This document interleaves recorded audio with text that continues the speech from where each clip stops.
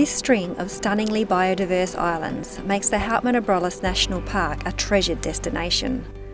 Now the state government is helping to welcome visitors while protecting the natural environment they've come to admire by adding new facilities and launching a management plan. The plan will guide the future management of the park, in particular its incredible nature, cultural heritage and tourism. So the infrastructure out there is based on improving tourism facilities and also managing the park. So to manage the park, we've needed to put in a ranger station and a workshop and 2 jetties as well. Those jetties are both for tourists and also for management. So there's one on East Wallaby Island and one on Beacon Island. And on top of that, we've got pure tourism infrastructure.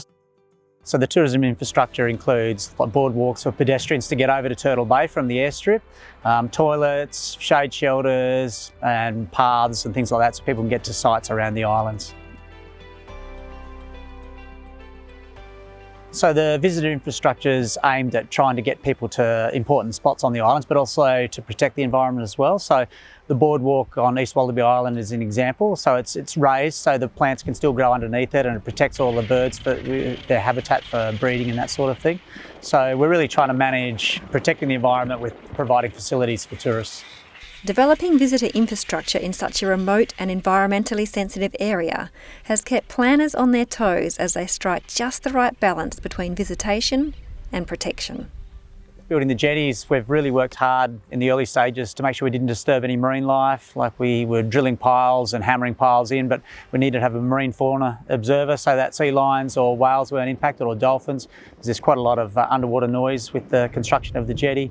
Out on Beacon Island, there's thousands of breeding birds there, so we're designing path design techniques that don't impact on those because they burrow underneath the path, so we're trying to protect their burrows and all sorts of things like that. There's a lot of really challenging circumstances out there. Our main aim is to improve the tourism and visitor experience out on the island. So we want to get people, from anyone that's disabled or elderly, out to places like Turtle Bay.